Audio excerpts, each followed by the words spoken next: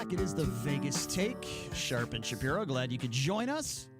The very beautiful Charlene Carabio from the hit show at Westgate Sexy will be joining us in hour number 2. We'll get to a little bit of UNLV hoops and some, I guess you could say, some inside sources that I received over the past 24 hours about Marvin Menzies and his job security. We'll get to that coming up in a little bit. We were talking a little bit about Mr. Kraft in segment number 1 and his situation with heading into the orchids of Asia, and we will continue to monitor that story. But a lot of stuff going on within the Trump administration and a lot of reasons why, in my opinion, Donald Trump should be a little worried right now. Michael Cohen, the fixer. Apparently Donald Trump, he only hires the best people. We've heard him say that before. Well, Michael Cohen was his personal attorney for many, many years. And we know that Cohen is a complete lying scumbag. We all know that. But with that being said, he's going to be answering some very difficult questions in the next few days, one of which, who, if anyone else, was involved in making these hush money payments to 2 women right before the 2016 election? That's a very important question. Now, some of you out there that are big Trump supporters might disagree, but if you broke campaign finance law, that is a big deal, okay? Also, Michael Cohen gave false testimony to the Senate about the Trump Tower Moscow project. Now, why did he give false information? Did anybody tell him to give false information? That's what it was. It was false information. A lot of people seem to be lying about Russia around the president. Did the Trump Inaugural Committee accept money from foreign contributors or commit other crimes? That's another question that needs to be asked to Michael Cohen. And this is, to me, this is a huge question to Michael Cohen. And you know what's going to be asked. I don't know if he's going to answer it or not. But did Trump or anyone else ever talk to you or your lawyers about the possibility of a pardon? And if the answer is yes, that is a serious, serious issue. Huge. So for those of you out there that Michael Cohen, he has zero credibility. Oh, we're not going to listen to him now. This was Donald Trump's right-hand man. This was his personal attorney who was a scumbag liar. And I got to tell you something. Some of the apparently some of the stuff that he's dished out about the Trump organization could be very damning to Donald Trump. So you cannot throw this stuff out. You absolutely cannot. So I will be very interested to see his answers to some of those very important questions. Is there anybody out there that thinks that it doesn't matter what Michael Cohen says in front of these lawmakers, that it means absolutely nothing? I'd love to hear your reasons why. You can give me a call at 257-5396, 702-257-5396. While this guy might not be the most credible guy on the planet and he's a liar, the only reason why we are calling him a liar is because he's stuck by the president. That's what he lied about. And then Donald Trump goes on Twitter and goes on social media and starts threatening his father-in-law. Oh, where'd your father-in-law get all this money? Let's look into him. Now, why would Donald Trump do that? I'll tell you why. Because he's trying to scare Michael Cohen. It's basically Donald Trump's way of saying, don't give out too much information or damning information about me, or we're going to look into your father-in-law. That's the kind of guy that Donald Trump is. That's what he does. He tries to intimidate people. And guess what?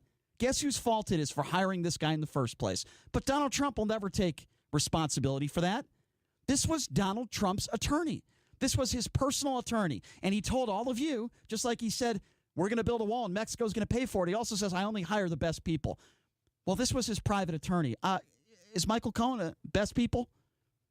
Could he maybe have found another attorney out there that was maybe better? Have you ever heard Donald Trump in an interview say, you know what, I made a big mistake by hiring Michael Cohen? Never. Never. And then Don Jr., who I like to call the buffoon, goes on Fox News this morning, and he says that there have been no real charges in all this Russian stuff. None. Which is completely ridiculous and not true. There have been guilty pleas. There have been people lying. Last I checked, lying to the FBI, that's a crime. Last I checked. Breaking campaign finance law, that's a crime. Tax evasion, that's a crime. So Don Jr. obviously has no clue what he's talking about, and I don't think it matters what Don Jr. says. I don't think his father's going to love him anymore. That's just my take on that whole family situation. Why don't we take a couple calls? Of course, on this, a number to call, 257-5396, 702-257-5396. We'll start with Gary. Gary, thanks for calling in. How are you? Hey, Mr. Tomato Head. Tomato Head? Young man. I'm not that young. What do you call? Yes, you are. No, I'm not. What do you call it? Yes, you are. I'm almost 40 years old. That's not young. But I appreciate the compliment. Go ahead. you might be have a higher IQ and play poker better than most people. Well, but you're still a young man and a tomato head. Okay, that's fine. I'll take a tomato head with those other compliments. I'm okay with that, Gary. Go ahead. I like that you have tolerance for me. I don't understand why. Maybe because you recognize I'm from the East Coast. Or Gary, go ahead. All that I'm a polite moron. I don't know which it is. I'm not going to say that, Gary, but please make your point. We're going to be a polite moron. We need to have a debate every Wednesday, and you would rather see, a nuclear war break out someday, and Mr. President Trump is doing the best he can to keep his Okay, let's address together. that. Let's address that, Gary. Who cares about this little petty? Let's address that, Gary. I'll just stop you right there, and then we'll take some more calls at 257-5396. Not sure where Gary was going there, but as far as North Korea goes, okay, Pompeo is the one that is telling people that Kim Jong-un and North Korea, they are still a threat. And there is no denuclearization. There is no proof of that. And if you talk to Donald Trump, he'll say that they're in a love affair, him and Kim Jong-un. What do you think Kim Jong-un is just going to do? Donald Trump just walks into the room and they have a conversation. He says, here you go. Here you go. Here's all my nukes. Go ahead, take them. Just because I like your hair. Just because you kiss my ass. Is that what you think Kim Jong-un's going to do? Look, Kim Jong-un might be an evil dictator, but he's not a moron. He's not a dummy. He's not going to do that. So if you Trump supporters just wake up for a second and realize that the con man is conning you again. Pompeo is, it's just unbelievable. Pompeo is the one that's saying they're still a threat. But if you talk to Donald Trump, Kim Jong-un, we might as well just invite him into the White House for dinner. The con man has conned you again, Gary. Let's take some more calls. 257-5396, 702-257-5396. Let's go to Seth. Seth, thanks for calling in. How are you? I'm doing good. Thank you. Yes, sir. A couple things. So if Cohen lied to the Senate once, then his testimony is irrelevant because he'll just lie again. Well, that's a big assumption. You're assuming that. Well, he lied once, so he's not a credible witness. Can I ask you a question? Hold on. We'll get to number two. I'm not going to hang up on you. Donald Trump lied about the inauguration crowd. So if we assume that he's a liar there, can we just assume he's lying about everybody else? What is the exact number of people at the inauguration crowd to the T? I'm going to ask you a question right now, and you give me an honest answer. Are you meaning to tell me that there were more people at the inauguration of Donald Trump than Barack Obama? Be honest. No, we didn't do it. Don't give me that crap you don't know. Yes, you do know. Just look at the pictures. Just look at the pictures. That's like saying there's more people at UNLV basketball games than Vegas Golden Knights games. That's how dumb that comment was he made. I'll give you one more. Cares, though? It's a lie. Right, that's why. Is it a lie if he believed it? Is it a lie if he really believed he had more people? Is that a lie? Are you kidding me? All right, I'll give you another one. How about this? Okay, he's on Air Force One. He's asked about the payments to Stormy Daniels. He says that he has no idea that he is his answer was no, that he didn't know. So that it was a blatant lie. Was that a blatant lie? Yes. No, it was not. It was a wordplay. It was a wordplay? There's no proof that he knew about that one specific $170,000. They proved, dude. Like 2 weeks later, they proved it that he was in the room and they were having discussions in regards to how these payments were going to be made, and that Donald Trump questioned whether or not. One specific. Come on, man. To the T. Look, you got to look up and see that the sky is above you. Okay, don't tell me something that's obvious. That's not by textbook definition a lie. Because he didn't know about that specific dollar amount payment. Okay, so let me ask you another question. When Donald Trump is standing right next to Vladimir Putin, okay, and he says that he believes Putin over our own CIA, what do you think about that? Or is Trump just perfect in your eyes? So you're saying that he said word for word, I believe Putin.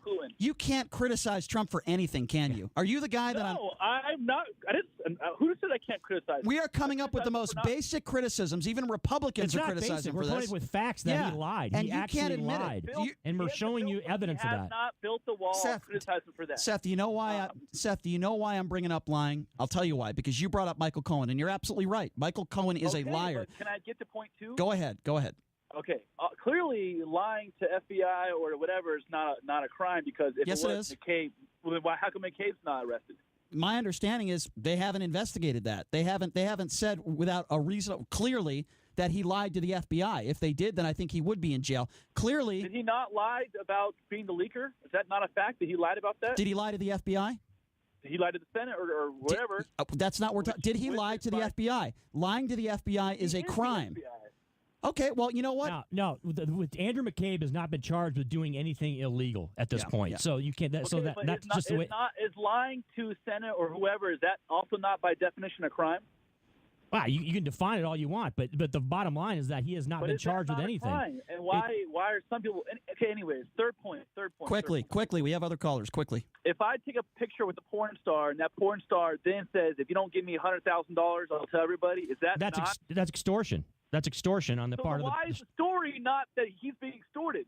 Why? First of all, what are you talking about? He volunteered the money, right? Yeah, he was never. This was a deal that Stormy Michael Daniels Cohen. The money. It's not a hush puppy. He's the victim. Stormy Daniels didn't demand him pay.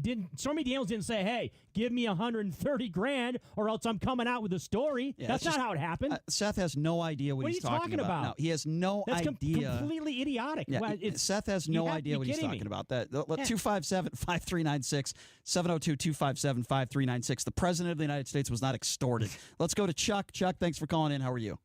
Yeah, good. I wanted to hear both your comments. He's in Vietnam. Do you think the time? Because last time Cohen was on the carpet, he was in Norway with Putin. It seemed like they're doing this, timely, strategy. That's been the discussion. Is that it is intriguing to say the least that the president is going to be overseas, right? And you're going to have Michael Cohen, who his original fixer was, and his personal lawyer is going to be on Capitol Hill talking about Donald Trump. And so there's been a lot of dialogue back and forth as to how he's going to react to it. How is President Trump going to respond, whether it's through social media or through the media that's covering him out there, and how he's going to handle it. It's going to be, but let's be honest, it's going to be interesting. But what I think you're trying to say, you think it's some kind of play by the Trump administration where they want to distract? Because last time he was on the carpet, he was in Norway or wherever they have that last summit. Well, it's a valid point. I think, Chuck, and by the way, Chuck, I do appreciate the call. Thank you very much. I think we're going to see how this plays out. But what Donald Trump can't do is say they're in this love affair. What he can't do is lie and say that they're denuclearizing. And unless we hear it from Kim Jong-un and we have proof of it, we can't just take his word for it. We need proof.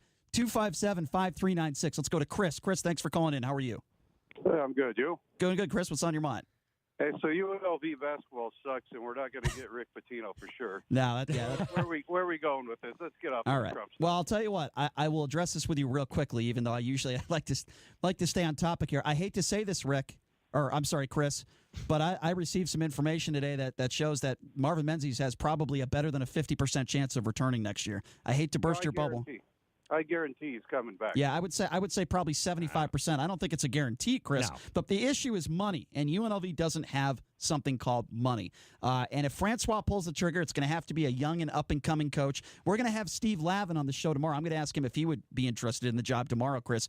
But, UNLV's in a really bad spot. Francois in a really bad spot for all the horrible decisions that the UNLV athletic department has made since they left Lon Kruger go. That was their first huge mistake, Chris. And, they deserve it. I hate to say it, but they deserve it because they've made some horrible hires. They've made some bad decisions, and this is what you get. 2,500 in the Thomas and Mack Center, a middle-of-the-road Mountain West Conference team, and arguably one of the worst conferences in the country, and a basketball coach who likes to play the race card. That's what you get.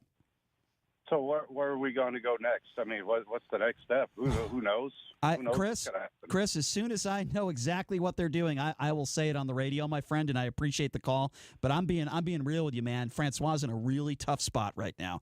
She really is. But anyway, going back to the summit and going back to Donald Trump, we'll get to more UNLV talk in hour number 2. But appreciate the call, Chris. Thank you very much. But we're talking about what Donald Trump has to face this week. Michael Cohen testimony, this summit, and, of course, the emergency wall, which we haven't talked a lot about today. Apparently, tomorrow, there's going to be House votes on a resolution to say Trump cannot or call a border a state of emergency, and then they'll have 18 days to act on it. So we're taking calls on that as well at 257-5396. Let's go to Brian. Brian, thanks for calling in. How are you? Oh, we lost Brian. Oh, that's too bad. He must have been on his Obama phone again. I don't know. 257-5396. Again, the number to call, 702-257-5396. Yeah, that's right. There's a huge vote tomorrow. Can Donald Trump call this border situation an emergency? Can he do it? What is going to happen tomorrow, Chris, when they make this vote? What do you mean? What's going to happen? They're going to have a vote, and it's I believe it's just a declaration. They can it's their opinion on his declaration, but I don't think it's anything that's legally binding, right? It's just it's not legally binding. It's an approach that Congress can take in regards to whether or not they support his decision. Yeah. But I don't think it's anything Well, like I said, they're going to have about 2.5 weeks to act on it after tomorrow. But what do you think is going to become of this? Do you think they will be able to do it? I think that the legal challenges in the courts are what's going to stop it, are what's going to deter the president and his administration from being able to declare this a national emergency. In my opinion, okay, in my humble opinion, I think that the money that he's trying to extract, which is upwards of $8 billion, I believe, right, to be able to build a wall, is never going to transpire for the Trump administration. I think it's going to be the courts that make that determination, whether it's the Ninth Circuit, whether it ends up getting to the Supreme Court and a decision is made there. I don't think it's going to be anything in regards to a obviously Democratic-dominated House of Representatives or anything that the Senate is going to do that is going to deter him, unless somebody's going to get into his ear and Stephen Miller's ear and whoever else is making a decision in regards to, whether or not there should be a state of emergency in the United States of America, getting in his ear. It's going to be something that's going to be done legally through the courts here in the United States that's going to make the difference. I just can't get over some people. If you're a Trump supporter, that's fine. I'm clearly not, but, I can get into a good debate with someone and I try to figure out why they support Trump or why they don't, and that's fine. I don't have a problem with that if we're to talk about policy, even though there's a couple policies that are so bigoted. Like, first of all, let's just talk about transgenders. The whole thing about the transgender ban, or most of the transgenders that are banned in the military. I don't know how you could, Republican or Democrat, I don't know how you could defend something like that. It's just ridiculous. But, there's some policies that I can say, I don't know how you can defend it, and then there's some that I say, okay, I get that. But it's people that call in like that can't admit Trump doing any wrongdoing. I asked this guy, has Trump ever lied? And the only thing he says, well, he hasn't built the wall yet. That's what I'm disappointed in. You're telling me you can't come up with anything else that Donald Trump, see, that's bias. You can't come up with anything else in the last couple of years that you're disappointed in him? Nothing? Well, here, let me pose this in a question to you, Brian, in this way, in regards to the state of emergency, okay, and the southern border. And I'll put it to you this way. Okay, there's been upwards of 60 state of emergencies that have been declared, I believe, in the past a couple of decades here in the United States. Of all the other 59 or 58 state of emergencies, have there ever been any conflict in regards to partisanship when it comes to Washington, D.C.? Has there any other state of emergency, right, where there have been Republicans or Democrats that have come out and have vehemently been either debated or or gone to the carpet and said, hey, right, we can't have the president can't declare a state of emergency here. There's no basis behind it. There's no reason why we should have one. Okay, out of all those other state emergencies that a lot of our callers, JD and some others that call in and bring up the state of emergencies, whether it's in Ethiopia or Nicaragua or wherever it is around the world, has there ever been any steadfast opposition, okay, to state of emergencies out there other than this one that just took place with Donald Trump? Oh, by the way, I'll give you that's a perfect that's signed, sealed, and delivered right there. Yeah, and by the way, I'll give you another lie. So Harry Reid was interviewed over the weekend in regards to Donald Trump, and as you know, Harry Reid was very critical of the George W. Bush administration and George W. Bush. He said that George W. Bush was the worst president, of all time. Now he's saying that he wishes George W. Bush again every day was the president. And, of course, Donald Trump goes on Twitter and does what he normally does, and he said former Senator Harry Reid, he got thrown out, which is, by the way, not true. The reason why Reid left office is because he was ill. So Donald Trump, immediately, somebody attacks him. There you go. There's another lie. Harry Reid was not thrown out of office like Donald Trump would like you to believe. He said he had to put a good sign on his failed career. I'm not a big fan of Harry Reid, okay? I wouldn't say he had a failed career. Let's go to JD. JD, thanks for calling in. How are you? Gentlemen, it's my understanding the House could vote on this and then the Senate, if both of them vote in the majority, then Trump could either let it go or he can veto it. But under the provision that they passed 35, 40 years ago for this procedure, the House and the Senate have the authority to revoke it. And the second point, if that happens, I don't believe any court in this country will ever go against the president, commander-in-chief, when he suggests and provides people to say that we have a national emergency.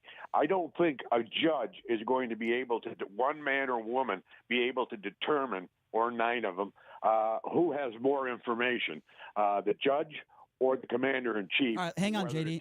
To take this action. Let's let Chris respond. Go ahead, Chris. Well, my response is: so, do you think that the biggest threat to this declaration of a national emergency, you think, JD, is going to be Washington D.C., or do you think it's going to be the courts, where is going to be the Ninth Circuit, or the court system, or all the way up to the Supreme Court? Where do you think it's more in jeopardy there? First of all, if it does get to a court, there should be a mechanism where it is just passed right on up to the Supreme Court. I don't think that's possible, but they can expedite a serious emergency up to the Supreme Court.